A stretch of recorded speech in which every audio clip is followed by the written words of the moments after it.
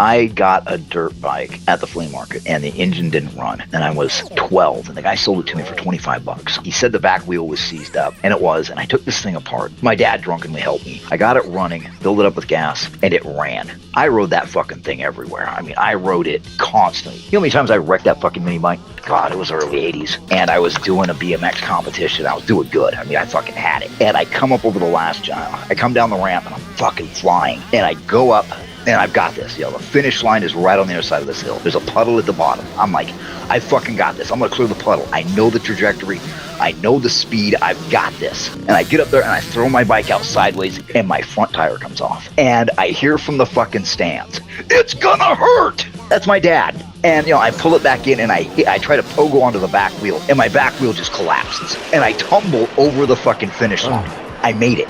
I made it on time. And they tell me, you've got a choice. If you go to the hospital, you're disqualified. I was like, well, what place am I? I have little spokes through my calf. My arm has 3 blue rings in the middle of it and it's swelling up. And he's like, well, you're first. And my dad goes, winners don't go to the hospital, boy. And I stand up and I limp over by him and he hands me a bottle of whiskey. It says, take a good drink. I took a fucking drink of that and I go up there and I'm standing there, you know, I'm bleeding everywhere. Yeah. The guy next to me is older than me and he's like, that's admirable. You know, I won, I get my $100 and I get my new fucking BMX bike. Dad throws it in the trunk, we get in the car, he goes, I'm gonna take you to the hospital.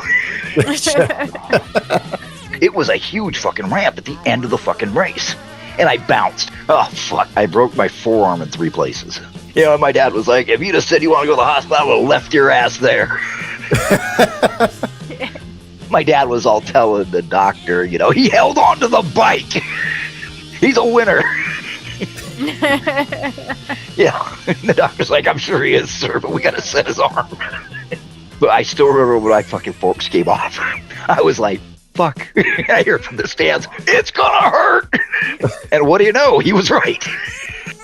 But hell, I made it by a second and a half, you know, which is a fucking eternity in those races. I got good points for style because I held on to the fucking hand grips. Kids don't get to be maniacs like that anymore. They don't get to do retarded stuff like that. Sure, you know, some of us didn't come back to school. You know, I knew a dude that had a 3-wheeler over the summer. His parents bought him a 3-wheeler. My buddy's like, man, he's gonna fucking die. And he came back to school in like December because he got it at the beginning of summer. He didn't show up for the beginning of the year and he came back to school in December and he had his mittens pinned to his chest and had a brain bucket on. And we found out that he decided he was going to take it out on the highway at night. And he got clipped by a semi. And my friend's like, I told you that dumb motherfucker's going to fucking die. Oh, man. I remember I was 6. It was after my brother came back from Nam. And my brother got into destruction derby with my dad. And he'd take us kids. This tells you it was the 70s. I'd sit there and, you know, hold my dad's cigarette and beer and drink it. You know, we're sitting in the pit. But that was back when they still allowed head-on collisions. But, you know, that was when you go to the wrecking yard, you'd get a car for like $100. You know, you spend the weekend getting it running, take it out to the destruction derby, maybe win yourself $500. And plus, you know, these guys were all fucking young guys back from the Nam. And it was just to get a taste of that again.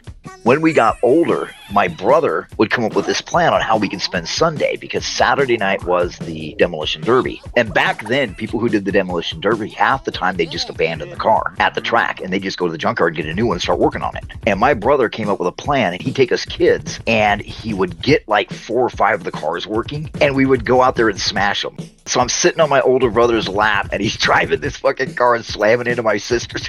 And you used to be able to get away with that shit. Nobody cared because the wrecking yard would come get them Sunday afternoon. So we'd go out there and just bash them up. People don't do that anymore. To me, it's like they made everything safe and they watered everything down. Stop being a weak!